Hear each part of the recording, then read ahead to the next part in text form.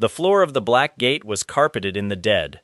Dungeon monsters of every variety, hulking stone beasts, six-limbed crawlers, things with too many teeth and not enough eyes, lay collapsed across one another in a chamber that stretched the length of 3 football fields. Their blood had pooled and begun to cool.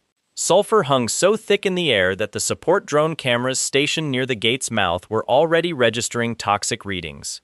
Hundreds of creatures had been slain, possibly thousands. The association personnel monitoring from the plaza outside lost count somewhere around the 3rd chamber feed. What they could not explain was the absence of any living hunter inside. The only emergency team with proper clearance had been a full S-rank party, 9 of South Korea's finest, and they had retreated within 12 minutes, falling back to the gate's edge with severed armor and broken weapons, reporting monsters the likes of which they had never encountered. The gate stayed sealed from within. 3 hours passed. The association placed the situation at maximum threat level. Government liaisons argued about orbital strike authorizations. Then the gate opened from the inside. Han Hari, an A-rank mage swordsman working as associate manager for the Korea Hunter Association, was the first to see him step through. She later told director Kim Jin-soo that she genuinely wondered if the man had been hiding inside the gate's safe zone the whole time, a panicked civilian perhaps. A support type who had crawled under something and survived on luck. The man was completely naked, no armor, no weapon, no visible injuries. He was also very calm. He looked at the crowd of emergency personnel, military cordons, and stunned S-rank hunters staring at him from behind blast barriers, and his expression did not change. He glanced back once at the gate behind him, as if checking whether anything had followed, found nothing of concern, and looked forward again. He carried himself the way someone does when they have just finished a long and unremarkable errand. Han Hari's hand went to her mouth. Kim Jin-soo reached for his emergency phone without looking away from the man.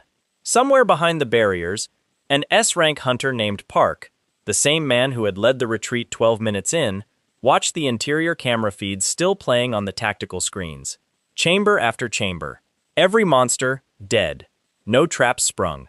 No weapon residue detected. The gate's internal atmosphere was already returning to baseline. Whatever had happened inside that black gate, the man walking calmly through it had done it alone, without a stitch of clothing, and he looked mildly irritated that someone had placed a military helicopter between him and the street. How it came to this requires going back further than most people would expect. The man who would eventually stand in that Seoul plaza died at 23 on a Wednesday afternoon in late autumn. He was not famous. He left behind no family waiting, no company that would miss him, no apartment with a lease worth contesting. He had been the kind of person a city of 10 million never quite registers. A young laborer cycling between convenience jobs, sleeping 4 hours a night, eating from vending machines because sitting down took too long. His body gave out while he was walking between his 3rd shift and his 4th. No dramatic collapse, no final words. He simply stopped moving on a sidewalk near a loading dock, and the people walking past thought he was checking his phone. He was dead before the ambulance arrived. He woke in a body that felt wrong in ways he couldn't immediately catalog. Smaller, heavier. The light was different. Torchlight, orange and shifting. The smells were wrong. Horse, hay, burning wood, cold stone. A large man with a gray beard and a soldier's posture was crouching over him, not with concern, but with the quiet appraisal of someone evaluating livestock. He studied the boy's eyes, his hands, the set of his jaw, then straightened and spoke to someone outside the room. The boy was 3 years old. The large man was Grand Duke Leon Draonia, military ruler of the northern marches of the Lionheart Kingdom, in a world where power was measured by how well you held a sword against things that wanted to eat kingdoms. The boy would carry the full name Leon Draonia Lionheart, but at 3 he was simply the Duke's youngest son, a spare, not an heir, deposited in the household records without ceremony, and assigned a room near the night barracks because the main hall was already full. He remembered everything from his previous life, every shift, every vending machine, every ignored alarm. He decided, with the clarity of someone who had died of exhaustion, that whatever this place was, he would not spend it being ordinary. He was 9 when Holy Knight Gothic first took him seriously. Gothic trained the Duke's knights, a man built like 2 people standing uncomfortably close together, with a scar across his chin from a demon's claw and the personality of a stone wall. He had watched the Draonia line produce sons before. Most lasted 2 weeks in physical training before requesting reassignment to something administrative. Gothic's logs from that period described the boy in blunt shorthand. Average baseline strength, average mana capacity, excellent pain tolerance, unsettling willingness to get back up. Every morning before dawn, the boy was already in the courtyard repeating the drills Gothic had assigned him the evening before. Not out of enthusiasm, out of a private decision he had made and was keeping. Gothic added weight to the training armor. The boy slept less. Gothic introduced sparring against older students. The boy lost consistently for 8 months, then started winning with such methodical patience that Gothic watched 2 of his senior students quietly change their approach to fighting, borrowing what they'd seen the child do. By 12, Gothic stopped adjusting the curriculum and started teaching the boy actual doctrine. By 16, Leon Draonia held the formal rank of Knight-Errant, the lowest rung of a hierarchy that climbed from Knight-Errant through Kingdom Knight, War Knight, Mission Knight, Grail Knight, and at its summit, the Grail Guardian, a title held by fewer than 10 individuals in the kingdom's entire recorded history. For most knights, reaching War Knight was a life's achievement. It came with land, a pension, and the right to retire with honor. Leon reached War Knight at 19, Mission Knight at 22, Grail Knight at 26, a rank requiring not only martial mastery, but the active endorsement of a deity from the Lionheart pantheon. The gods of this world were real, present, and selective. They did not offer blessings casually. When the goddess of war, Ariana, placed her endorsement on Leon in a ceremony at the Holy Cathedral, the stone floor cracked from the force of the divine acknowledgement. Gothic attended, standing at the back of the nave. When the ceremony concluded and the priests came to him asking what it felt like to have trained a Grail Knight, he told them he had given the boy tools and then gotten out of his way. At 31, Leon became King of Lionheart. The transition was unplanned. The previous king died defending the northern border in a demon incursion, and succession fell to the most senior Grail Guardian present. The crown was placed on Leon's head in a throne room, still carrying the smell of emergency prayer candles and battlefield dispatches. He held his coronation for exactly long enough to satisfy the ceremony's requirements, dismissed the court, called a military council, and spent the next 6 hours reviewing troop positions. He had roughly 40 years of relative peace before everything ended. The Demon War did not announce itself with a single event. It crept. One frontier province losing contact, then another. Scouts returning with descriptions of movement in the deep forest that matched nothing in the catalogued records. Merchants refusing certain roads, and then the roads closing because the merchants were not coming back at all. The Lionheart military fought border skirmishes for years before anyone formally named what they were facing. A coordinated demonic campaign on a scale that no living general had documentation for. Leon spent those years building new fortifications, expanded training programs, alliances with neighboring kingdoms that had their own frontier problems. The gods of the pantheon, Ariana, Dara the earth goddess, Palm the sea goddess, Plo of dreams, Heto of the harvest, and the others, were increasingly present in his prayers. They answered, they gave instructions. He spent long nights kneeling on the cathedral's stone floor after military briefings, asking questions he couldn't put to his generals, and the divine voices answered him with a directness he found more useful than most advisors. The war arrived in full when he was 73. It came from every direction at once. Demon armies numbering in the hundreds of thousands struck 6 border kingdoms simultaneously. The Allied defensive lines held for 3 years, then cracked. Leon fought personally. He had always fought personally, which was not standard conduct for kings, but which he considered non-negotiable. His Grail Knights fought beside him, the finest warriors alive, each carrying divine blessing. They held the central defense for a decade, while the northern kingdoms fell, then the eastern territories, then the sea corridors. He watched his Grail Knights die one by one over the following century. King Argon of the neighboring realm fell at Leon's right hand, fighting a demon lord whose name required 3 syllables to pronounce and whose body had to be burned 3 times before it stopped moving. Leon carried Argon's sword for 50 years afterward. The 3 daughters of the Western Count, all mission knights, a family achievement no other bloodline had matched, died holding a river crossing so civilians could reach the southern passes. Gothic's successor, who had taken the old man's philosophy and refined it, died in a siege that lasted 11 months and ended when there was no longer a city to defend. They died as knights died, not cleanly, not with sufficient time for last words, but with the task unfinished and someone standing behind them to continue it. The gods contracted too, in their way. Faith, in this world, was the literal fuel that sustained divine power. As populations dwindled and the faithful died, the gods grew thinner, harder to reach. One by one they asked Leon to carry them.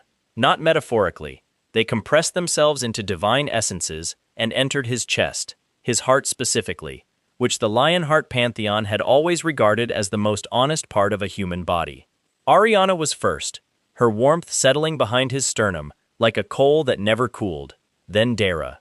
Then the others, until all 7 principal deities resided inside Leon Draonia Lionheart, dormant but alive, waiting.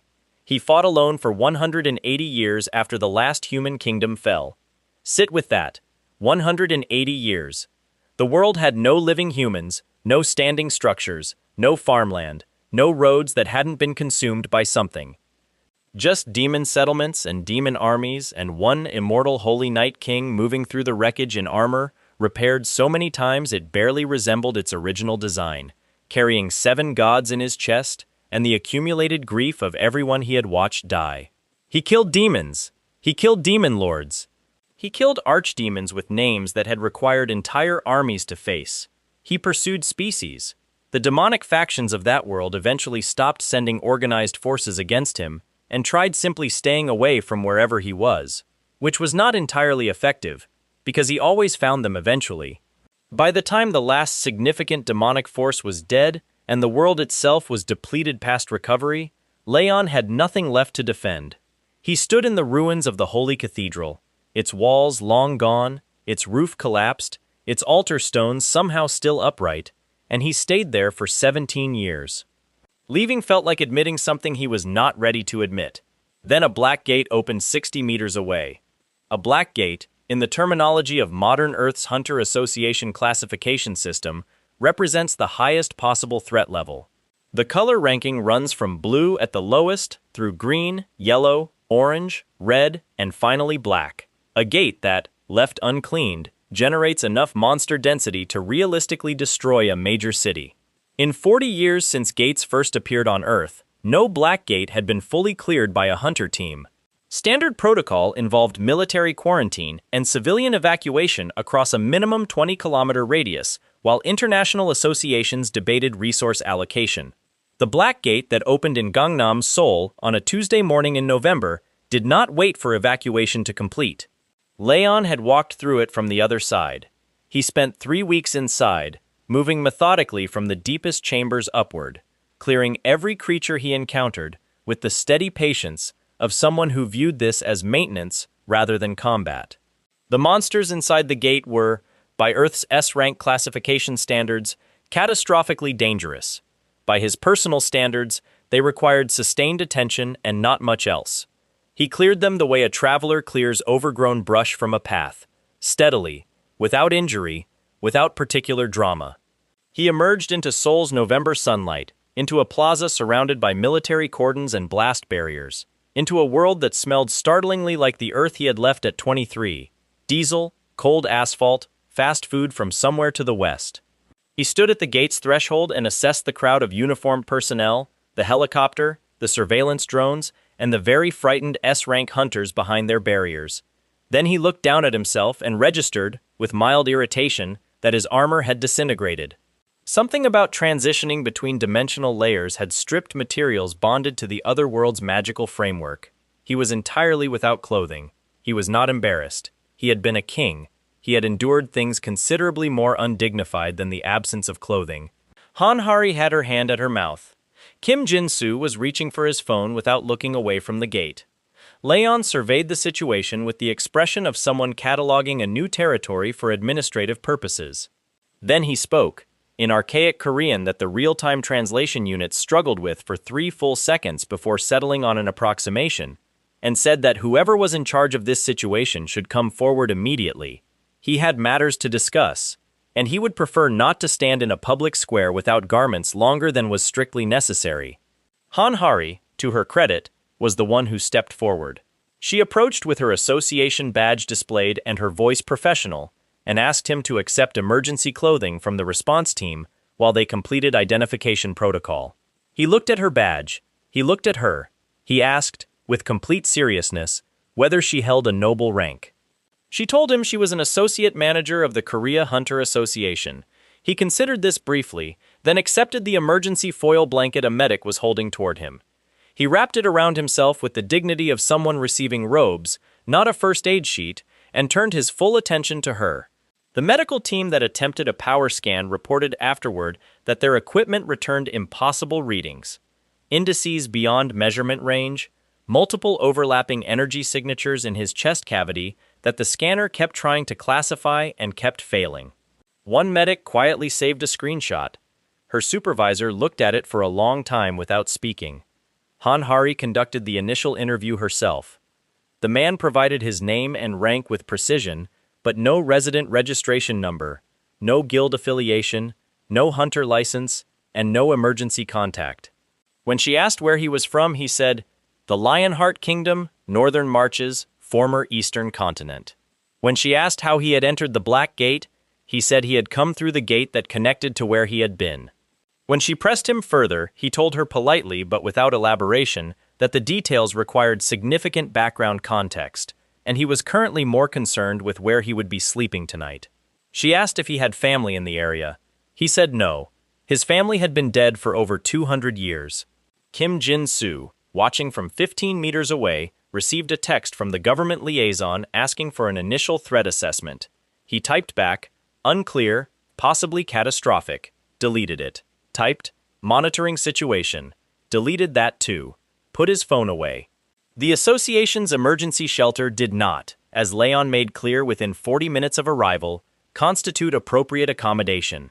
He examined the offered room, clean, private, attached bathroom, modern bed, and noted its problems. No fireplace, no staff quarters, no chapel, and a mattress that sat directly on the floor. Hanhari spent 20 minutes explaining that modern beds were designed differently. He pressed the mattress down once with his hand, said he would reserve judgment, and moved on. He also declined, clearly and without hostility, any suggestion that he would operate under the association's authority or the government's military command. He was a king. The appropriate arrangement was an independent sovereign military guild under his own command structure. He would establish it, fund it, staff it, and answer to no government committee for its operations. Kim Jin-soo, when this was relayed to him, sat down very slowly. The legal framework for an independent military guild on Korean soil technically existed, a provision for S-rank foreign organizations operating within the system, never used in the way this man was describing. But the association's legal department, consulted that evening, confirmed the provision did not prohibit it. And the power readings from the medical scan, quietly escalating in classification all afternoon, suggested that objecting too strenuously might be imprudent. Hanhari was assigned as his official association liaison.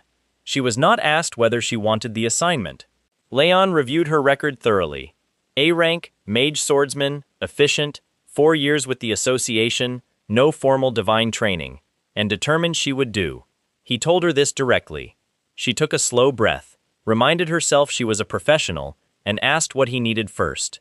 He needed a building with proper stonework, a large courtyard, and training grounds. He also needed someone to explain what a credit card was, because 3 separate people had mentioned it as though it solved problems. Hanhari looked at him for a long moment. Then she pulled out her notebook and started writing. He watched her write and said nothing. Somewhere in his chest, very faintly, the dormant warmth of 7 gods waited in silence. The modern world had no idea what it had just let walk through its gates. The building Hanhari found him was a former industrial warehouse in Mapo, converted 3 years earlier into a failed convention center, and then abandoned when a dungeon break 2 blocks away had crashed the property values. It was not what Leon had asked for. The walls were glass and steel, the floors polished concrete, and the courtyard was a parking lot with painted yellow lines. He walked through it once, said nothing for a long moment, and then told Han Hari to have the glass panels on the south wall replaced with stone facing within the week. She asked who he expected to pay for that. He said the association, presumably, since they had benefited most from the clearing of the Black Gate. This was technically an arguable position. The association's finance division spent 4 days arguing it before their legal team noted that the alternative was allowing the man to simply take the building, and paying for stonework seemed the more controlled outcome. The Pantheon Guild was registered in the Korean Hunter Association's system on a Thursday morning. Leon's rank was listed as S-Class, which was the highest tier the system offered, and which failed entirely to convey the reality. Under Special Abilities, the intake form Han Hari submitted listed Divine Affinity, Multi-Deity Channeling, Holy Healing, Anti-Demonic Aura. She had considered writing, carries 7 gods in his chest, and decided against it. He spent his first week doing 2 things, conducting prayers in what had been the building's server room, which he immediately converted into a chapel with a stone altar Han Hari had no idea how he'd acquired, and interviewing potential foot soldier candidates from the association's lower rank pool. He was looking, he told her, for people whose hearts were correct. When she asked what that meant in practical terms, he said she would recognize someone whose heart was wrong when she saw one, and that would have to be sufficient for now. The gods in his chest were already restless. He could feel it. Ariana's faint impatience, Dara's quiet concern, Palm's particular restlessness that always preceded water in some form. Earth had almost no ambient divine faith. The reservoir each deity needed to fully manifest was thin here, like trying to sustain a fire with damp wood. He noticed it most during prayer, the reach, the strain, the sense of pulling something from very far away. He said nothing about this to Han Hari. He had not mentioned it to anyone. He became aware of Lee Yong-won on a Tuesday, through a briefing packet Han Hari placed on his desk with the specific expression she used when she had something to say but had decided professionalism required otherwise. Lee Yong-won was the guildmaster of the Phoenix Guild, South Korea's largest S-rank hunting organization, commanding over 300 A and S-rank hunters, with an annual budget larger than most provincial governments and a relationship with the national legislature that had taken 2 decades to build. He was also, the briefing made clear once Leon understood how to read modern bureaucratic documents, deliberately allowing dungeon breaks. The mechanism was not subtle once you saw it. Phoenix Guild held exclusive gate management contracts across 6 central provinces, making them legally the first response team for any gate-threatening civilian areas.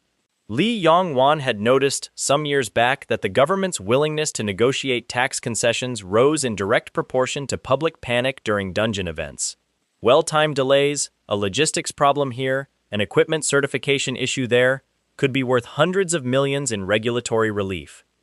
The hunters who died in those delays were, in his accounting, an acceptable variable. The Hanam Plains situation was his latest exercise of this logic. A mid-sized gate in Cheongnam Province had been approaching critical threshold for weeks. Lee Yong-won had filed 3 consecutive postponement requests, citing equipment certification delays. The gate broke on a Friday evening, releasing a wave of undead creatures across 4,000 hectares of rice farmland. By Saturday morning, agricultural assessments were projecting a regional food supply crisis. By Saturday afternoon, Lee Yong-won had submitted a formal proposal to the government offering Phoenix Guild emergency response services in exchange for a revised tax framework. The government, for the second time in a year, was considering accepting. Han Hari set the briefing packet on Leon's desk and waited. He read it with the focused intensity he had been applying to modern Korean text since arriving. His reading speed was already unsettling the association personnel who had tested it. He set the document down. He asked if there was a gate at Hanam Plains that still required clearing. She said yes. He said he would go in the morning. She asked if he needed anything. He said he needed someone who knew where Hanam Plains was, since his modern geography was still approximate. The drive took 3 hours. Leon sat in the back of the association vehicle and watched the countryside through the window with the expression of a commander reviewing unfamiliar terrain. He asked about the farmland twice, what it produced, how many families depended on it, whether the soil damage from the undead contamination was recoverable. She told him rice, generations of families, and no, the contamination was likely permanent without intervention. He said, not permanent. She glanced at him in the rearview mirror. He was watching a field they were passing, not looking at her. At the Hanam Plains perimeter, the association's emergency teams had established a quarantine zone. Dead crops stretched for kilometers. The rice fields had gone gray-yellow with contamination, the soil visibly altered where undead creatures had moved through it, the ground giving off a faint chemical smell that environmental teams were attributing to demonic residue. Local farmers stood in small clusters at the zone boundary. Some of them were old enough that these fields had been in their families for more than one lifetime. Leon walked past the response tents, past the emergency personnel, and into the contaminated field alone. He crouched, pressed his palm flat against the dead soil, and stayed still for nearly a minute. Han Hari watched from the boundary. The response team lead came to stand beside her and asked whether the new guildmaster had an environmental purification skill on file. She said she was not sure how to answer that. He stood. He looked across the field. His eyes settled on a straw figure, a crude scarecrow, child height, fashioned from bundled rice stalks and tied with agricultural string, leaning at an angle because one of its support stakes had been knocked loose. Someone's field dressing that had survived the contamination event. By standing in the single patch of ground, the undead had moved around rather than through. He walked to it and picked it up. He held it upright in both hands and closed his eyes. What the response team's documentation would later describe as an unclassified environmental phenomenon was this: a sound, not loud, not sharp, but resonant, in the way that sound is in stone buildings during deep prayer. The air above Leon's hands changed color, not explosively, a faint gold-green, the color of afternoon light passing through young leaves, pulsing from the straw figure outward in slow, deliberate waves. Dara, goddess of the earth and growing things, had agreed to descend. The soil changed, not instantly, it moved like something waking, the gray contamination receding in visible lines as warmth advanced through the ground. Stalks that had been flat and dead showed faint green at their roots within minutes. The chemical smell dissolved. Within an hour, the field nearest to Leon was unambiguously alive again. Within 3 hours, the purification had spread across the full 4,000 hectares. The straw figure had charred slightly at its edges from the energy it had channeled. Leon set it down carefully at the field's boundary and stepped back. Preliminary tests, requested by Han Hari and returned to her 6 days later, showed that the Hanam Plains rice, grown in soil that had been touched by a goddess of the earth, contained properties no agricultural product on Earth had previously demonstrated. The researchers sent the data back to the lab 3 times requesting confirmation. The 4th confirmation came back identical to the first 3. The grain showed measurable reduction in certain cancer markers during controlled consumption trials. A modest harvest from a contaminated provincial rice field was about to become the most discussed agricultural product in the world. Li Yongwan watched the footage from his office on a Thursday evening. He had a cup of tea on the desk beside him that had gone cold, forgotten. He had spent 2 years carefully cultivating the government's dependence on Phoenix Guild response capacity. In a single afternoon, a man with a straw doll had turned his most expensive political instrument into an agricultural miracle and a potential cancer treatment. His government contact called the following morning and informed him, with evident discomfort, that the tax negotiation framework would be tabled indefinitely. He asked why. The contact said it was difficult to argue public safety dependency when the alternative was producing rice that appeared to cure disease. Li Yongwan set down his phone and looked at his cold tea for a long time. The gate itself still required clearing. The dungeon beneath the Hanam Plains contained the source of the undead contamination. A dungeon ecosystem capped by a boss the association's surveys identified as a Dullahan, a headless horseman-type entity classified at mid-A rank. The survey team had noted it carried a weapon of unusual quality and moved with tactical intelligence atypical for its category. They recommended a full A-rank party and estimated 3 days minimum. Leon entered with Han Hari and 2 association escorts. He told the escorts they were there as observers, not combatants, and he preferred they stay 1 chamber behind him at all times. They spent the next 2 hours at a careful jog, trying to maintain even that distance. He moved through the dungeon with an economy of motion that was difficult to watch and process simultaneously. The undead creatures in the upper chambers, skeletal infantry, reanimated battlefield remnants, he cleared in groups, each engagement lasting roughly the time it took for the creatures to register that something had entered their space. It was not spectacular. It was methodical. Han Hari, watching from one chamber back, wrote in her field report that she had seen S-rank hunters spend more time on single encounters. The Dullahan waited in the boss chamber on horseback, 3 meters at the shoulder, the horse black and wrong, in the specific way dungeon creatures were wrong, too deliberate, too aware. The Dullahan carried its head under one arm, as they typically did, and its free hand held a blade that Han Hari's mana detection registered as a unique class weapon. Unique items were among the rarest hunter equipment in the world. The fact that a dungeon boss was simply holding one as standard armament made her heart rate do something she found professionally inconvenient. Leon stopped at the chamber entrance. He studied the Dullahan. The Dullahan, or at least the head under its arm, angled toward him. A long pause stretched between them. Then Leon spoke. Not to Han Hari, not to the escort. To the Dullahan, in a formal register she didn't recognize. Ancient phrasing, with a ceremonial weight she associated with oaths rather than combat. The Dullahan went completely still. It lowered the head from under its arm, looked at the blade in its other hand, then looked at Leon. With the slow deliberateness of something making a voluntary gesture for the first time in a very long time, it straightened in its saddle, raised the blade to a guard position, and waited. She understood later what she had witnessed, Leon recognizing in the boss's movement patterns and weapon discipline the echo of something that had once been a knight, some soul that had died with a warrior's identity and been bound into the dungeon, and deciding it deserved to lose with dignity rather than simply be exterminated. He had offered it a duel. The fight lasted 4 minutes. She timed it. The Dullahan was genuinely skilled, its blade work reflecting training she could recognize even if she couldn't match it. Leon let it push him twice. Let it land what should have been decisive blows that turned against his body like water off stone, before ending it with a single disarm and one hand placed flat against the creature's armored chest. The Dullahan dissolved, not violently, but like something releasing a long-held breath. The horse vanished first, then the armor, and the residual soul energy drifted upward and was gone. The unique class blade fell to the chamber floor. Leon picked it up, examined it briefly, and set it against the chamber wall, positioned carefully, left for whoever logged the dungeon clear. On the drive back, she asked what he had said to the Dullahan before the duel. He said he had told it that it had kept its post faithfully, and that someone had come to relieve it. She wrote that down in her field report, and then stared at what she'd written for a moment before moving to the next line. Park Jong-chan found Leon 3 days later. He arrived in a motorcade of 3 vehicles, dressed in a suit that cost more than most hunters earned in a month, and presented his card.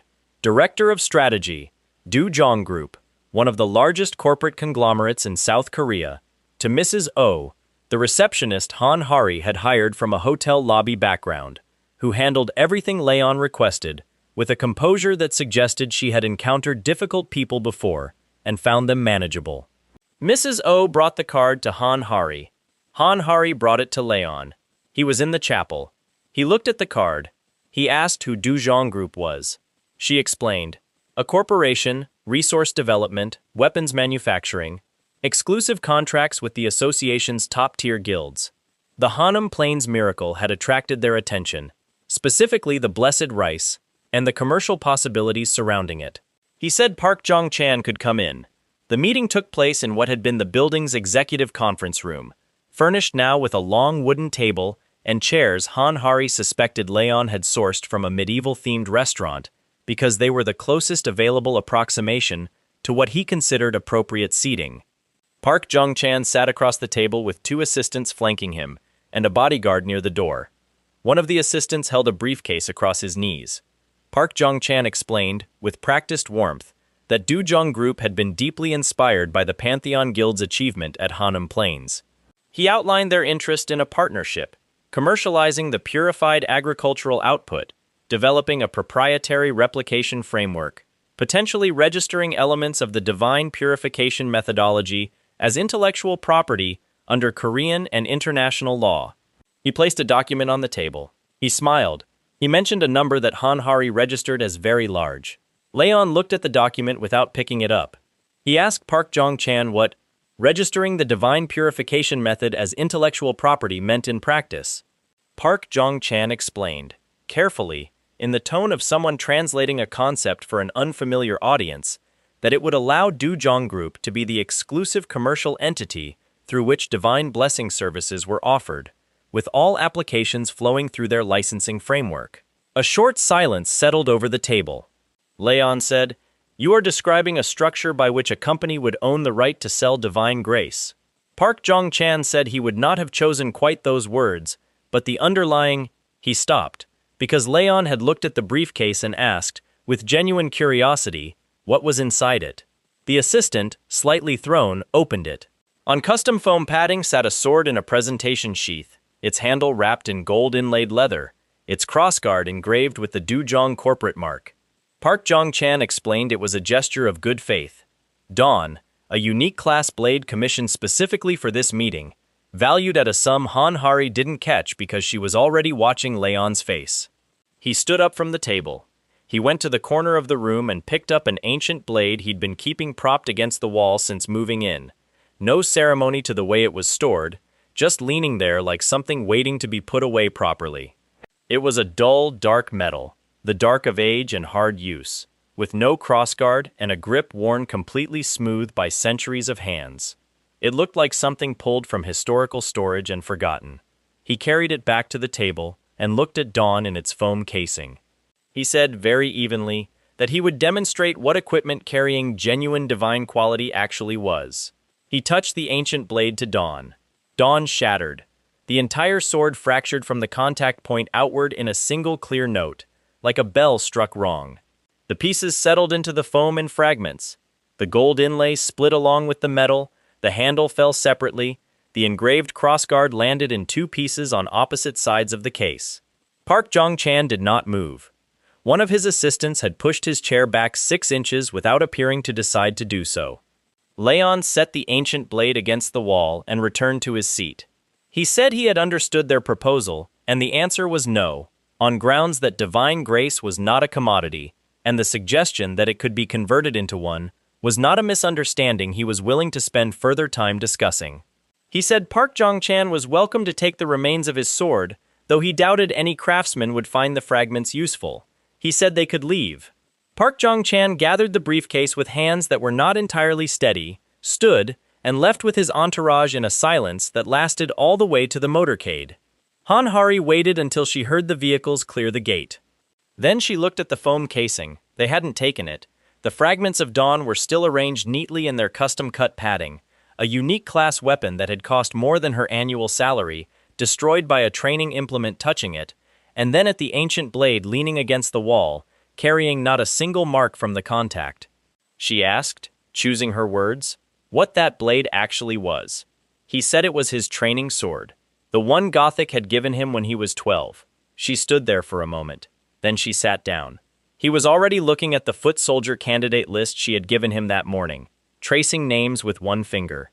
He asked if she could tell him anything about the individual on the 4th page, a young man listed as D rank who had failed 3 previous hunter assessment tests, but had, according to the records, shown up to all of them. The D rank candidate's name was Gu Daisung, and his file was, by any standard metric, unimpressive. 24 years old, failed the preliminary hunter assessment at 21, 22, and 23. Each time his results in mana measurement, physical capacity, and skill aptitude landed at the absolute floor of viable qualification. The assessors had recommended, after the 3rd attempt, that he consider a logistics or field administration career. His response had been to submit a 4th application. Han Hari said, he failed all 3 tests. Leon said, but he returned for all 3. What happened between them? She pulled up the secondary file notes. Between his 1st and 2nd attempt, Daisung had spent 11 months on unpaid volunteer shifts, clearing debris from low-rank dungeon sites. No hunter credit, no compensation, no combat experience, just physical labor alongside cleanup crews.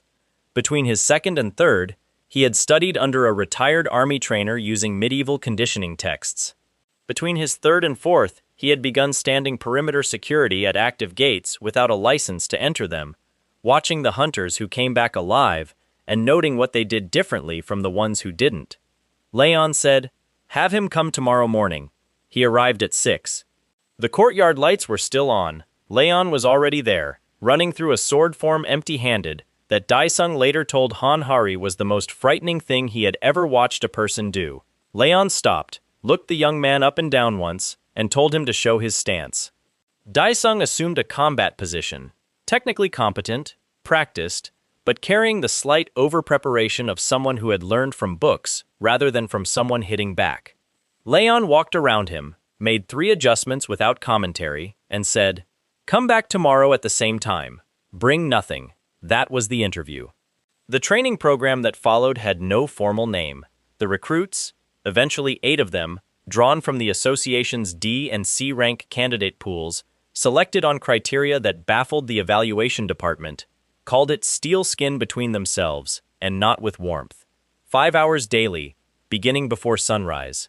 The first hour involved weight loads calibrated to the precise edge of structural injury, sustained until the body's ordinary limits were reached, and then held there, because Leon applied the Holy Grail's healing continuously, accelerating recovery to the exact point where adaptation had occurred, but rest had not. The body responded to this the way metal responds to repeated heating and hammering. It changed, permanently, into something harder. By the end of Daisung's first month, his physical baseline had crossed the threshold for C-rank classification without a formal test. He didn't notice the numbers, he was generally too exhausted, but Han Hari watched them climbing in the weekly reports and said nothing, filing the data carefully and checking it again every Sunday. The other hours were doctrine, tactics, and unannounced character tests that Daisung consistently failed on skill and consistently passed on judgment. When given a supply dispute where the easy path required someone else to go without, he went without. When told an exercise required pushing through a limit that would cause real injury to a teammate, he stopped. Leon watched these choices with the attentive patience of someone waiting for the right moment and in no hurry to manufacture it. The Cheongju Red Gate had been open for 6 weeks when the association flagged it unmanageable. Red Gates sat 1 rank below the maximum threat classification. Cheongju's had been attempted 3 times. 2 teams had retreated with injuries, the third had gone in with 2 S-rank hunters and come out with 1, and the survivor had declined to give a detailed after-action report, on grounds that no one would believe it. What subsequent sensor sweeps confirmed was this: an autonomous steel war machine, roughly 4 meters tall, built in an engineering style inconsistent with any known Earth tradition, had been operating independently inside the dungeon for an indeterminate period. It had defeated 7 hunter teams with consistent, non-random tactics. Leon read the briefing and asked whether the machine showed signs of a guiding will. The association's technicians said yes, though they could not account for the source. He said he would handle Cheongju. He told Han Hari to stay outside this time. She started to object, recognized his expression, and decided the argument was not worth having. The machine had been designated JS-10-253 by the notation stamped into its left shoulder plate, worn nearly illegible by time. Inside its chest sat the Jewel of Wisdom, a demonic artifact, sealed into the machine's core, that had been quietly driving the machine's behavior for years. The Jewel wanted a specific thing, a dimensional jump spell to project it into orbit, out of reach. It was persuasive. The machine had been resisting its influence with something that was not willpower. It had been built without that concept, but with a competing instruction buried deeper than the Jewel could reach. Someone had told it to stay. It was staying. Leon entered the inner chamber and found the machine in the center of a cleared space that the dungeon's other creatures had learned to avoid. He stopped at the entrance, read the situation in one long assessment, and recognized the Jewel's contaminated pulse immediately. The machine moved first. A rush, 4 tons of steel across a 10-meter gap in 2 seconds.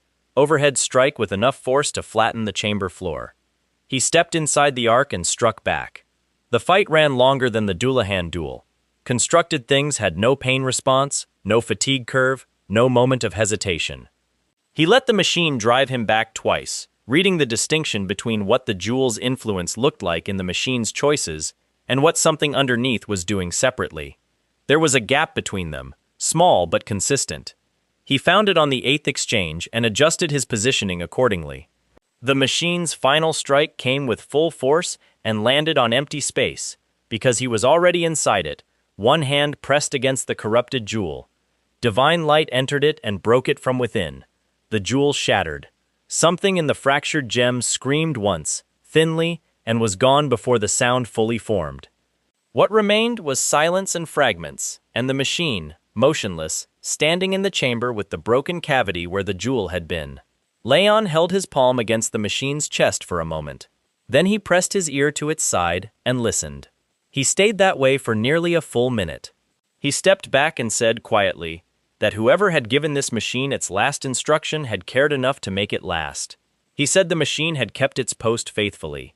He said he was here now, and if it wished, he had a different charge it could accept. He unstoppered a vial of holy water from his belt and poured it into the shattered cavity. He spoke words that Han Hari, reviewing audio from the entry drone she had sent in despite being told to stay outside, was never able to fully transcribe.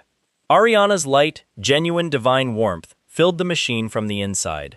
The cavity sealed, the machine straightened with a different quality than before. Something altered in its bearing and turned its head toward Leon with the deliberateness of a voluntary choice.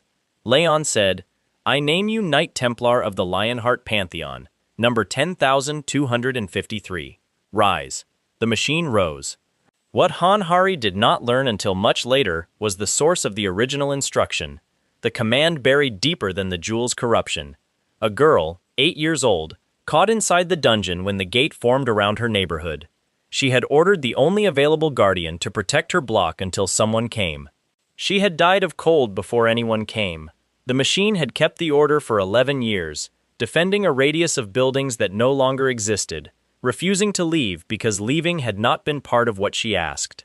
Han Hari put that in her field report, and then sat in the parking lot of the Cheongju response station for 20 minutes before driving back. Sir Yappy, a name derived from the association's early alert designation for the incident, which the machine adopted with characteristic precision on grounds that names had to come from somewhere, integrated into the Pantheon Guild immediately and comprehensively. He adapted to modern systems within 72 hours of his resurrection and revealed, within the first week, an apparently innate aptitude for financial modeling that produced returns the Dujong Group's analytics team would later quietly classify as a market security concern. He also discovered, on his 5th day, a platform called YouTube, and brought it to Leon's attention. The timing was not accidental. Leon had been coughing blood in the chapel before dawn.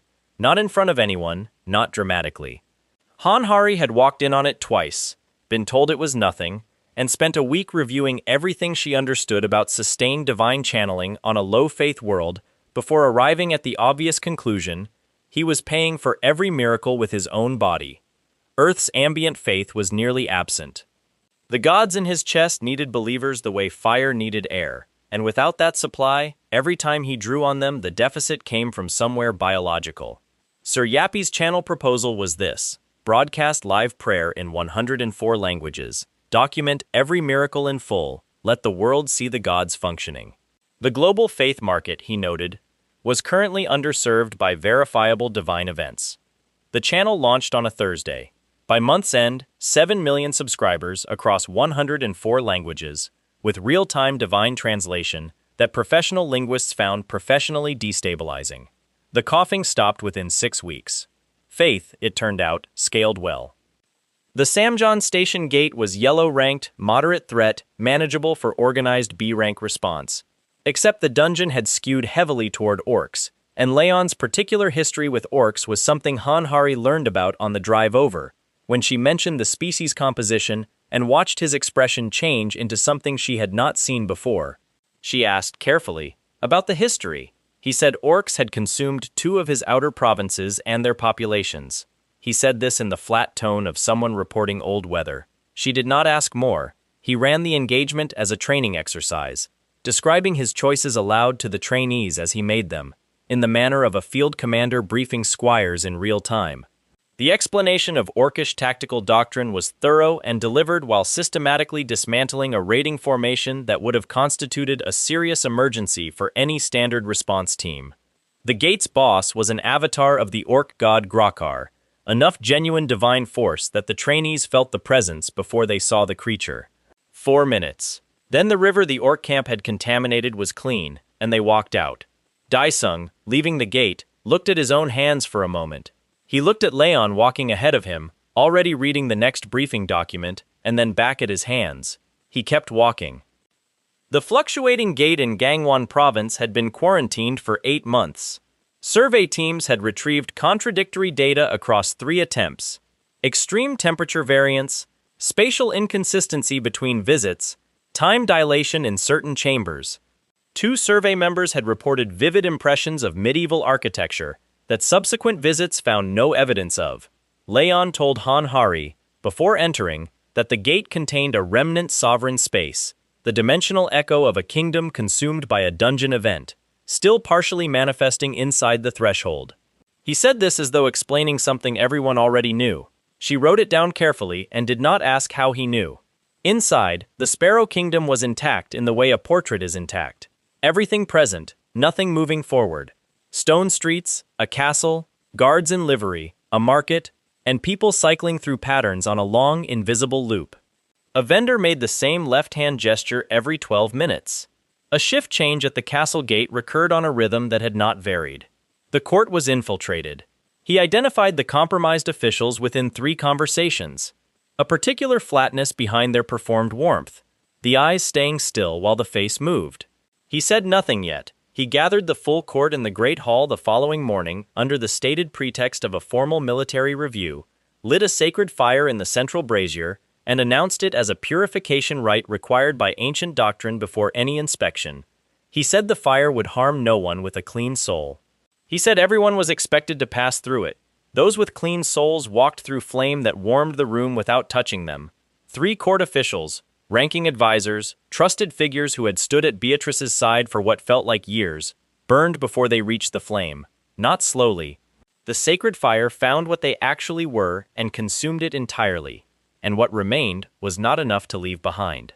The hall was very quiet. Beatrice stood at the head of the long table, with the expression of someone who has suspected something for a very long time and finds no comfort in being proved right. He learned her situation across 2 days in the castle's library.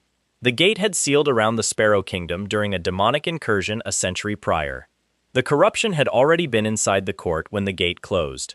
Since then, the kingdom had replicated its final days in an approximation of normalcy, the loop sustaining itself, the demon feeding on the trapped emotional energy of people who believed they were living when they were repeating. Her death knights had been protecting her the only way still available, dying before the corruption could reach them, keeping themselves clean by keeping themselves gone, reforming with the loop's reset, dying again. 100 years of chosen death, 7 nights, a rotation of sacrifice performed, because the alternative was losing Beatrice. He found her watching them leave for the southern gate on the 3rd morning. She knew where they were going. She always knew. She had spent 90 years telling them to stop, and none of them had. She said, without turning, "You cannot imagine watching people you love choose to die for you 100 times." He said he had buried everyone he loved once. Once was enough. She turned and looked at him. He was watching the Death Knights, and his face carried something she recognized completely. The specific weight of grief carried so long it had become structural, part of how a person stood. The demon was called Androgen, a pleasure demon by classification, an entity that bound souls through contracts of sustained despair and false comfort, feeding on the emotional signature of people trapped in a state they could not leave. It had been sustaining itself on the Sparrow Kingdom for a century and considered the arrangement efficient. It offered Leon what pleasure demons always offered: release from grief, a version of what had been lost. He said grief was not something he was trying to release. The demon did not have a prepared response to this. He rode in on a golden lion, manifested from Ariana's blessing, channeled divine fire, and Androgen burned. The loop stopped mid-cycle, with an absence that everyone inside the gate felt physically, the sudden removal of a wrongness they had not known they were feeling. The Death Knights were still standing in the southern courtyard at the moment of interruption. They stood in the quiet and looked at their hands, and at each other, and then at Beatrice in the doorway. Leon spoke the Lionheart rites for souls that had earned passage. The divine light entered the Death Knights one by one, unhurried. Their armor stilled, the souls departed upward, not extinguished, not diminished, simply free, moving toward whatever waited for knights who had exceeded every reasonable limit of their oath and then exceeded it again. Beatrice held her hands at her sides, very straight, and watched them go. When the last one was gone, she said, 90 years. He said nothing. He waited. She said, and now? He said he had a 10 million demon invasion approaching and insufficient staff. She was a master mage, a trained priestess, and had demonstrated command experience under conditions that would have broken most rulers. He could use someone with her specific background. She considered this for a moment. She said she had nothing particular planned. He entered the paradise of the dead to see them. Ariana granted the crossing with reluctance, on the condition he not linger, because the living were not meant to use that boundary as a door. He crossed at midnight from the chapel and returned before dawn. Hanhari was awake when he left and awake when he returned, and asked nothing about where he had gone, which was its own kind of courtesy. He found King Argan near a river, which suited him. Argan had always loved rivers. Gunnar and Gratis were at what appeared to be a tavern that belonged to no specific country but had precisely the right atmosphere. Gratis had been writing. He gave Leon 3 volumes of tactical theory produced during the time available to him, which was considerable. They did not say much. 2 centuries of silence had said most of it already. There was bread on the table and he tore a piece from the loaf without thinking, before remembering he had eaten alone for a very long time, and then he finished the piece anyway. He said the formal farewell that his tradition required and crossed back. Hanhari was in the corridor in a chair she'd moved from the office, ostensibly reading a document she had not been able to focus on. She looked up and asked if he'd eaten. He said yes. She said good and went back to her document. He stood in the chapel doorway and watched her go. He had not had staff for 2 centuries. He had forgotten the specific feeling of returning somewhere that had kept the light on. He sat alone for a while. Then he began drafting the Templar Order's expanded command structure, Beatrice as Master Mage and Priestess Advisor, Hanhari to the Inner Council, Sir Yappy commanding logistics and intelligence. 3 people. A foundation! The Jeju report was on his desk when he finished. Kim Jin-soo had sent it directly, bypassing standard escalation, which meant he had read it himself and decided it warranted the shortcut. A red gate in Jeju Island had produced something that 4 separate S-rank hunting parties had refused to re-engage. Not because the entity inside had overwhelmed them. All 4 parties had retreated with injuries but no fatalities. Because the entity had done something their after-action reports struggled to describe consistently. It had met each party's strongest hunter at full capacity. It had engaged them with what multiple witnesses, independently, called genuine nightly combat doctrine. It had won, and then it had not pursued. An association historian had been consulted on the armor markings visible in the drone footage. The translation was partial and uncertain, but the markings matched the heraldic system of a specific chivalric order from a world that had no place in any database. The historian's notes said, unknown tradition, possibly fabricated for dungeon aesthetic, possible date of origin, several hundred years. Leon read the report twice. He set it down. He sat with his hands flat on the desk for a moment, in a silence that had weight in it. He said, to the empty room, Joic. The building Hanhari found him was a former industrial warehouse in Mappo, converted 3 years earlier into a failed convention center, and abandoned when a dungeon break 2 blocks away had crashed the property values. It was not what Leon had asked for. The walls were glass and steel, the floors polished concrete, the courtyard a parking lot with painted yellow lines. He walked through it once, said nothing for a long moment, and then told Hanhari to have the glass panels on the south wall replaced with stone, facing within the week. She asked who he expected to pay for that. He said the association, presumably, since they had benefited most from the clearing of the Black Gate. This was technically an arguable position. The association's finance division spent 4 days arguing it before their legal team noted that the alternative was allowing the man to simply take the building, and paying for stonework seemed the more controlled outcome. The Pantheon Guild was registered in the Korean Hunter Association system on a Thursday morning. Leon's rank was listed as S-Class, the highest tier the system offered, which failed entirely to convey the reality. Under special abilities, the intake form Hanhari submitted listed Divine Affinity, Multi-Deity Channeling, Holy Healing, Anti-Demonic Aura. She had considered writing carries 7 gods in his chest and decided against it. He spent his first week doing 2 things, converting the building's former server room into a chapel with a stone altar she had no idea how he'd acquired, and reviewing the association's lower-rank candidate pool for foot soldier recruits. He was looking, he told her, for people whose hearts were correct. When she asked what that meant practically, he said she would recognize someone whose heart was wrong when she saw one, and that would have to be sufficient for now. The gods in his chest were already restless. Earth had almost no ambient divine faith. The reservoir each deity needed to fully manifest was thin here, like trying to sustain a fire with damp wood. He noticed it most during prayer, the reach, the strain, the sense of pulling something from very far away. He said nothing about this to Han Hari. He had carried heavier things in silence. He became aware of Li Yongwan through a briefing packet Han Hari placed on his desk with the specific expression she used when she had something to say but had decided professionalism required otherwise. Li Yongwan was the guild master of the Phoenix Guild, South Korea's largest S-rank hunting organization, commanding over 300 hunters, with government relationships 2 decades in the building. He was also, the briefing made clear once Leon understood modern bureaucratic documents, deliberately allowing dungeon breaks. The mechanism was not subtle once you saw it. Phoenix Guild held exclusive gate management contracts across 6 provinces. Li Yongwan had noticed that the government's willingness to negotiate tax concessions rose in direct proportion to public panic during dungeon events. Well-timed delays, a logistics problem here, a certification issue there, could be worth hundreds of millions in regulatory relief. The hunters who died in those delays were, in his accounting, an acceptable variable. The Hanam Plains situation was his latest exercise of this logic.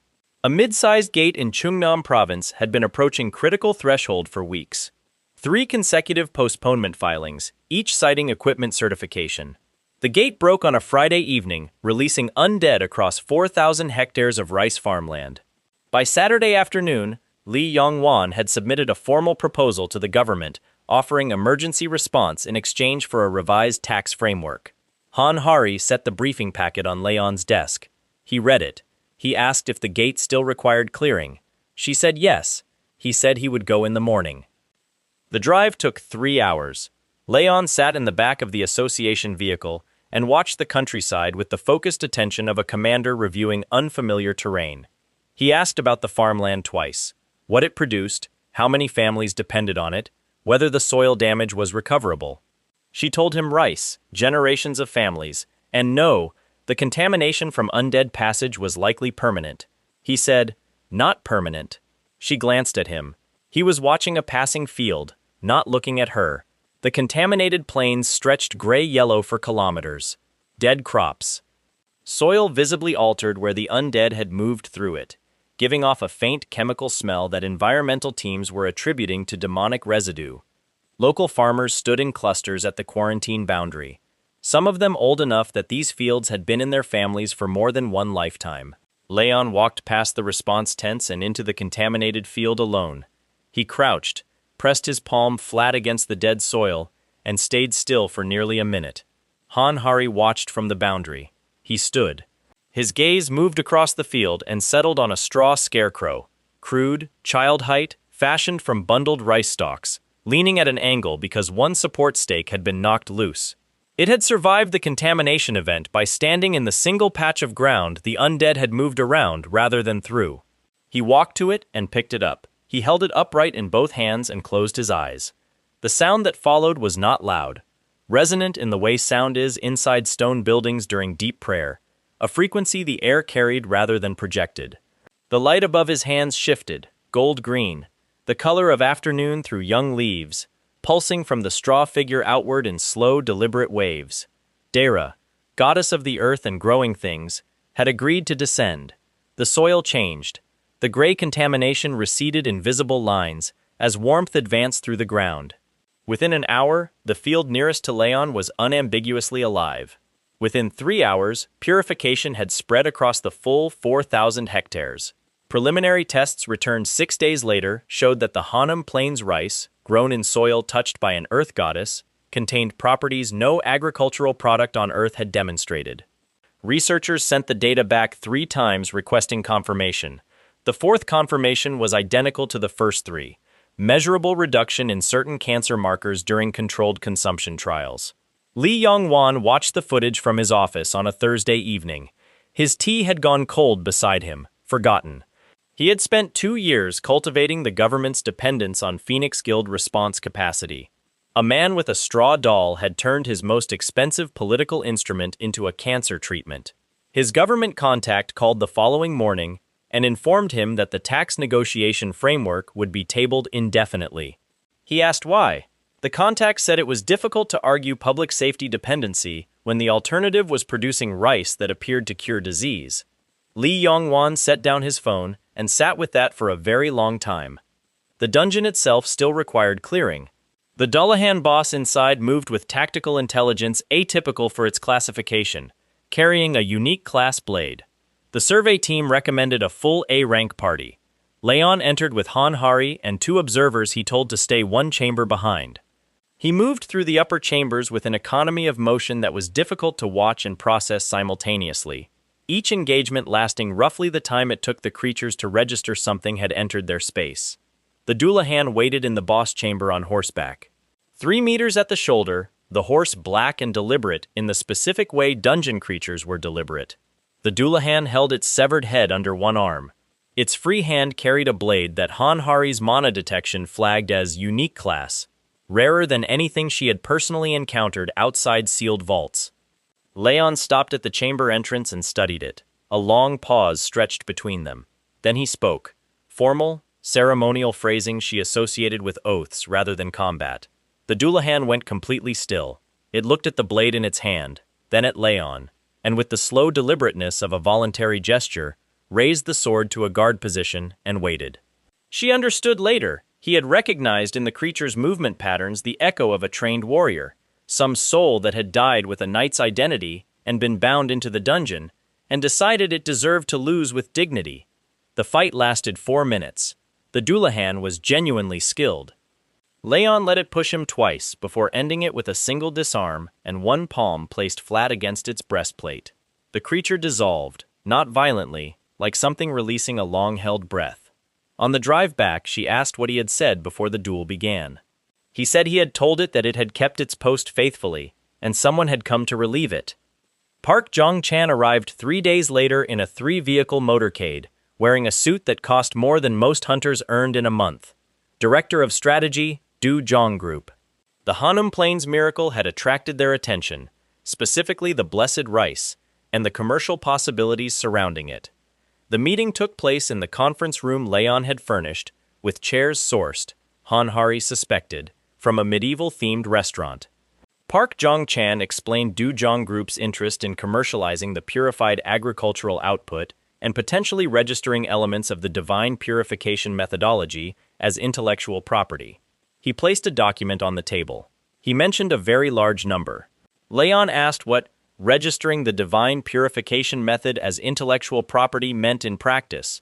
Park Jong-chan explained, carefully, that it would make Du Jong Group the exclusive commercial entity through which divine blessing services were offered. A short silence settled. Leon said, "You are describing a structure by which a company would own the right to sell divine grace." Park Jong-chan said he would not have chosen quite those words. Leon stood, walked to the corner of the room, and picked up an ancient blade leaning against the wall. Dull dark metal, no crossguard, the grip worn completely smooth by centuries of hands.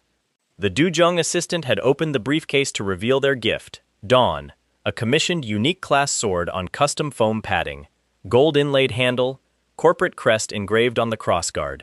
He touched the ancient blade to Dawn. Dawn shattered. The entire sword fractured from the contact point outward in a single clean note.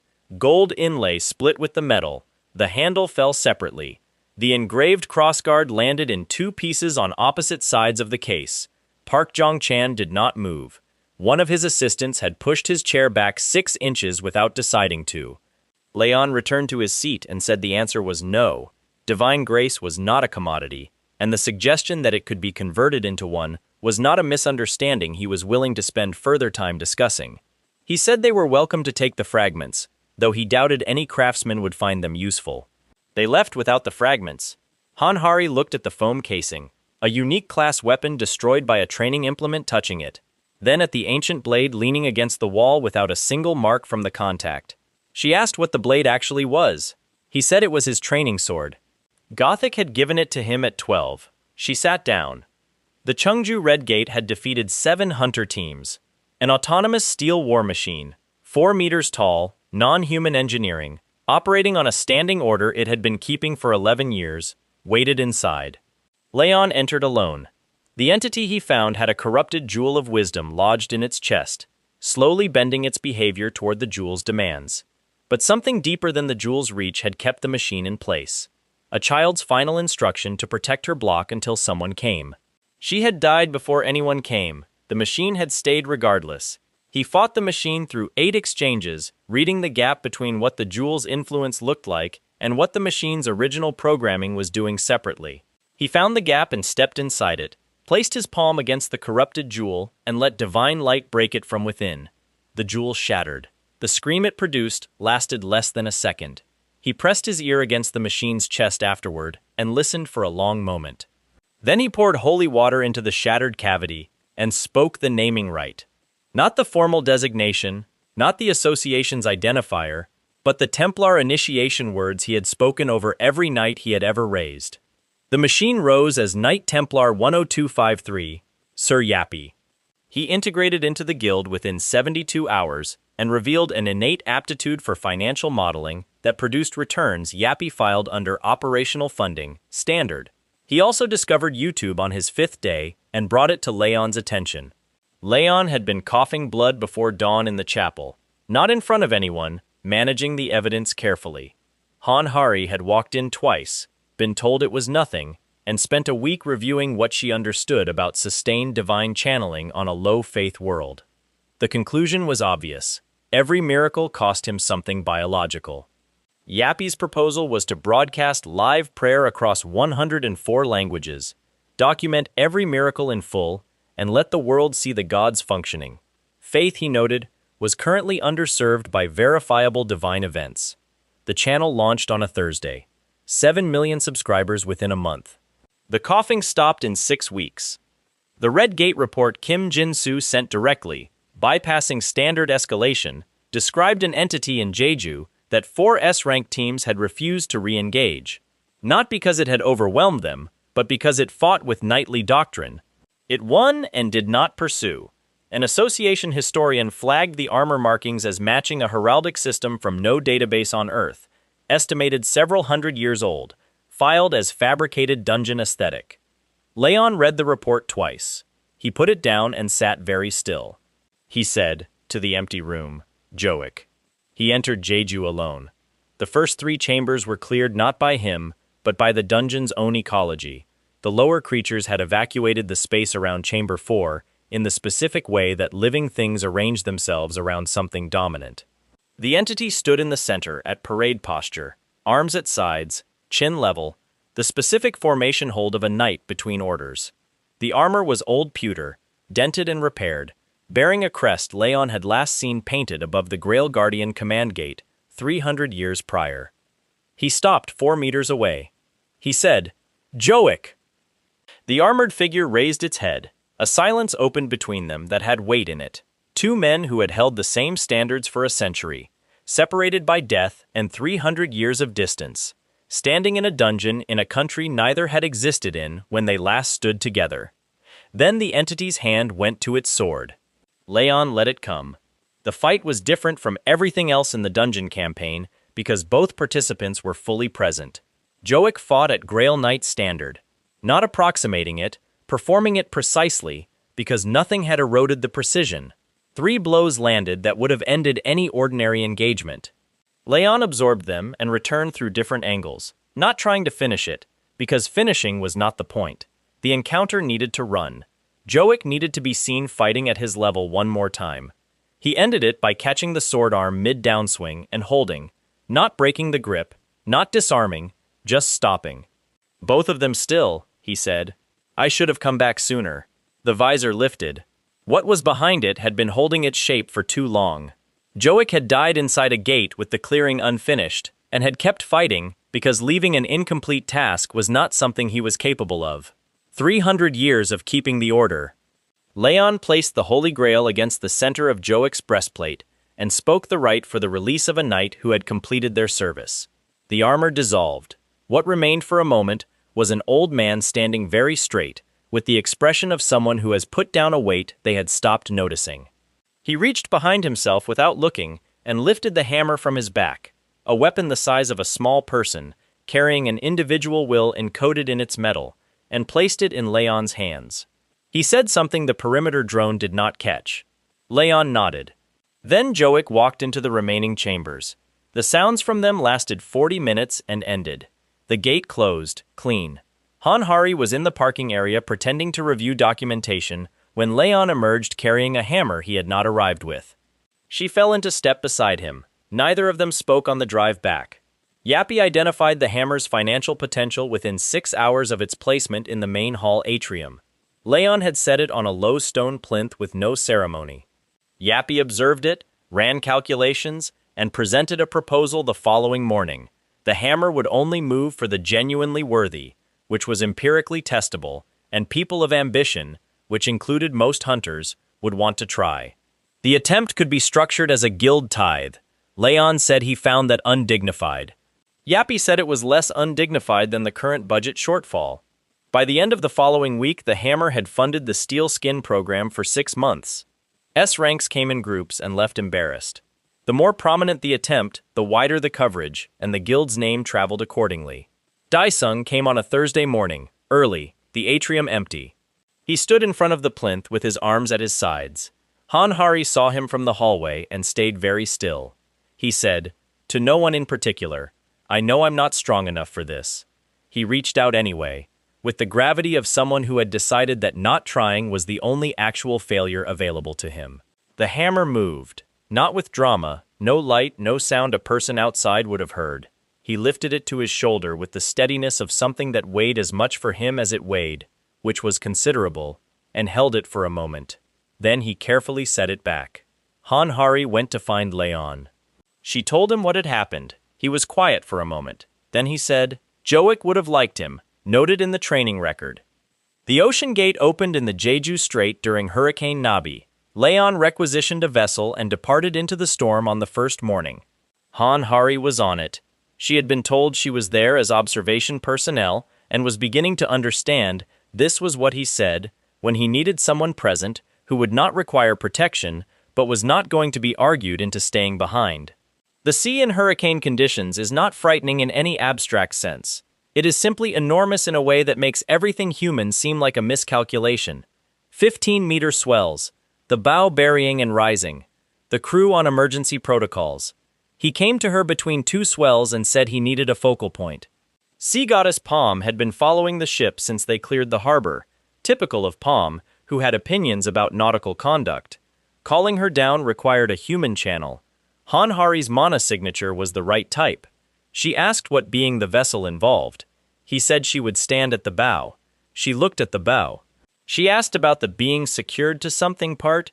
He produced divine rope, plain braided cord whose ordinary appearance dramatically undersold its tensile classification, and said she would be tied to the figurehead mount.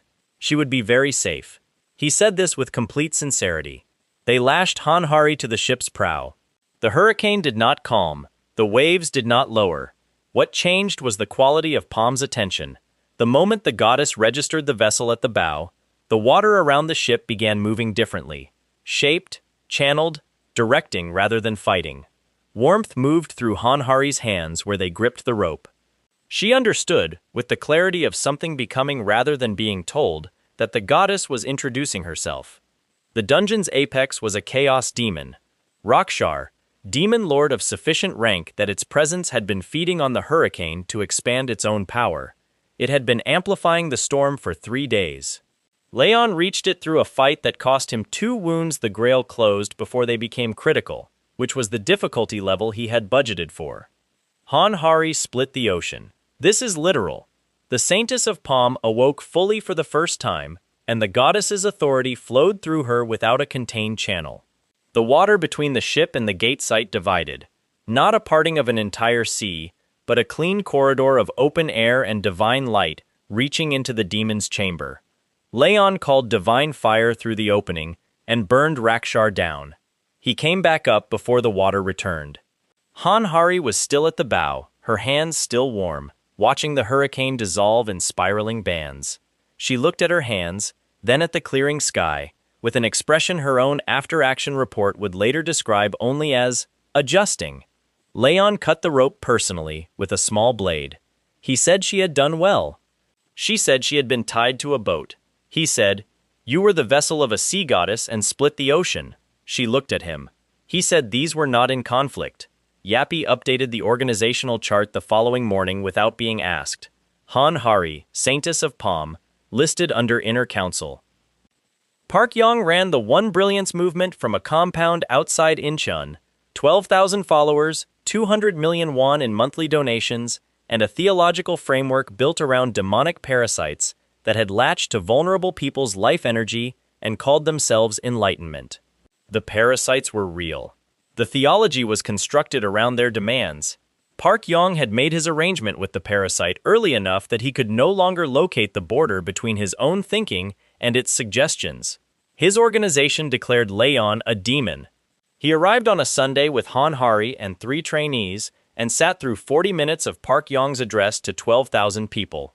When Park Yong concluded by pointing at him and declaring, with the confidence of a man who trusted his parasite's strategic assessments, that the Night King was a demonic entity sent to destroy their movement, Leon stood. He said, "You have accused me before 12,000 witnesses of being a demonic entity." He said, "I will demonstrate which of us is correct." He named the target, not theatrically, the calibration designation used in divine targeting doctrine. Meteor Mickey, a 68 billion-ton object in a decaying orbital path, identified 3 months earlier by Pantheon TV's astronomy subsidiary, which Yappy had added to the operational portfolio because it seemed prudent. The sky above the compound opened.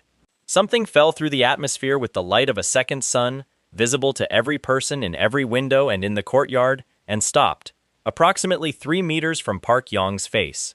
An object the mass of a small moon, halted in open air by the extended hand of someone who had spent 3 centuries practicing exactly this kind of precision. The parasite on Park Yong's soul became visible, not to natural perception, to something shared between the crowd, some collective recognition that the Grail's purification light was prompting. 12,000 people looked at their leader and saw what had been sitting on him. Leon said, "You see it now. The meteor returned to orbit." The sky closed.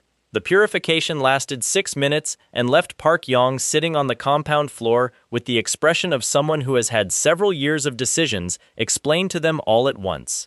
The compound's finances transferred to the Guild's relief fund under provisions Yappy had filed with the relevant authorities before they arrived. Han Hari had reviewed the paperwork on the drive over. The Akasha campaign took them to Japan. An Archduke-level demon, a possession specialist, moving through human hosts by consuming their soul structure from within, had settled into Cheon Jiho, one of Japan's top swordmasters. The host's physical skill set was compatible with Akasha's fighting preferences, and the professional reputation provided access to every significant guild in the country. Akasha had been inside Jiho for 3 weeks and considered the situation favorable. Leon identified the possession before Akasha finished its introductions under Jiho's name. The tells were specific, blink timing that wasn't human, the hands resting differently depending on whether Akasha was managing them consciously, a trace of sulfur under expensive cologne. Beatrice designed the trap. A century of watching compromised court officials had given her a precise understanding of how Archduke-level demons navigated host transfer risk. Akasha's weakness was overconfidence. It believed its pattern was invisible. They needed to offer something more appealing than Jiho, with the sole architecture of an accessible target. Chaon Soon was Jiho's younger sister, a B-rank hunter whose bloodline sensitivity Akasha would identify as compatible. She was informed of the plan in full. She said yes without asking for time to consider. They staged Jiho's apparent decline, a 2-hour engagement that pushed the host body past structural tolerance, making a transfer seem necessary. Akasha assessed Soon as its next move. The transfer began. Godplo, deity of dreams, closed around Akasha in the fractional second of transfer, the boundary state when the demon was neither fully in nor fully out. Dream divinity functioned precisely there, in the space between consciousness. What emerged from Soon's soul was not free. The binding held. Jiho woke from 4 weeks of involuntary occupation with a considerable headache. Soon stood up from the recovery chair and said she needed to eat something immediately. Beatrice handed her a piece of bread from the table she had prepared for exactly this eventuality. Soon ate it in 3 bites and said thank you. 47 captured demonic cultists from the Akasha campaign went into Pantheon Guild custody. Leon designated them labor auxiliaries under Templar serf doctrine and deployed them to a giant clearing campaign in Chungbuk, 9-meter creatures operating unchallenged for 3 months. He taught them a tactic: coordinated dagger strikes in mathematical patterns against joint points, 7 people simultaneously against a single target. Not force, precision. The first giant fell in 11 minutes. By the 5th encounter, the serf squads were adjusting their formation spacing without being told. 3 trainee commanders filed after-action reports Han Hari assessed as the most tactically coherent documents produced by anyone below S rank in the association's current filing system. Daisung's report was 2 pages longer than necessary and included a map he had drawn himself, annotating adjusted formation angles. She gave it to Leon without comment. He read it in the chapel that evening, made 3 notations in the margins, and filed it in the Templar Doctrine section. The final grail required all 3. He had carried the primary instrument since the Demon War's early years. The second had traveled inside the dimensional space of Joik's hammer. The third he had found in the Sparrow Kingdom's ruined treasury, overlooked by the demonic infiltrators who had not recognized it. He unified them at 3 in the morning in the chapel, because Ariana had indicated the timing was preferable, and he had learned not to argue with Ariana about timing. The 3 grails dissolved into each other, and the result emerged from the convergence, and the chapel filled with a light that did not correspond to any source in the room. Yappy, monitoring the guild's sensor network, logged it under Divine Activity, Routine, a category he had created because the alternative was flagging everything Leon did as a security incident. Richard Lionheart's sheath arrived the following week, identified by a Pantheon TV viewer in Prague who had spotted it in a museum catalog and sent the coordinates through the audience channel Yappy had established for such purposes. It arrived by courier in a box with inadequate padding. Leon looked at the packaging and decided not to comment. The 10 million demon invasion had not begun. It was building. Pressure at gate thresholds across 6 countries.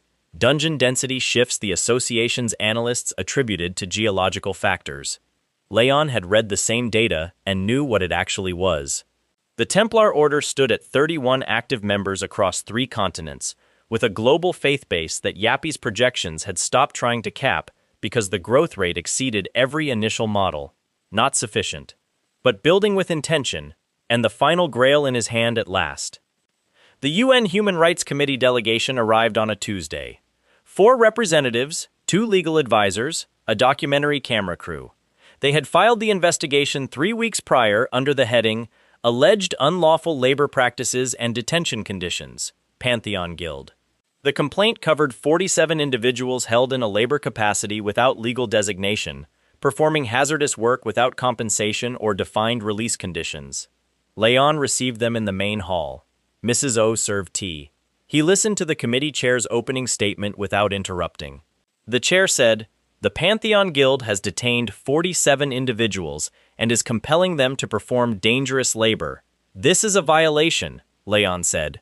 "Before we proceed, I would like to conduct a routine purification rite." He said this in the tone he used for logistics announcements. The chair asked what that meant. He said it was applied to all visitors to the guild's operational facilities. It took a moment and harmed no one without cause. He produced the final grail and let Dara's purification light move through the room. 2 of the 4 committee representatives began to sweat. Not from heat. The room was cool. A trembling started in one legal advisor's hands. The documentary cameraman took 2 involuntary steps backward. The final grail found what it found. 3 of the 6 visitors to the Pantheon Guild that Tuesday carried parasitic demonic corruption. Not incidental exposure, but deep, structural presence of the established kind. The sort that reshaped decisions without the host registering that their decisions had changed. The light did not stop. Leon said calmly that the guild welcomed the investigation. He said he was prepared to discuss their labor practices in full. He said he would like to begin, however, by addressing whether the representatives conducting the investigation were currently in a position to render uncompromised judgment, given what the room appeared to be showing. The sacred fire in the north wall brazier had been burning since morning. He had not lit it specifically for this meeting, or so he would tell Hanhari afterward, and she would decide she believed him. He gestured toward it. He said, "Any person with nothing to hide has nothing to fear from sacred fire." He said the guild would cooperate fully. He said the cooperation would begin now, and the fire was right there. The committee chair's expression changed in the specific way faces change when someone standing before you is very old and very definite, and you have just understood that you are not in the position of authority you arrived believing you occupied. Outside, in the parking area, Yappy's camera network recorded everything. The Pantheon TV live stream, 47 million subscribers, 104 languages, showed the delegation entering the main hall. It had been showing them since the motorcade cleared the front gate. 47 million people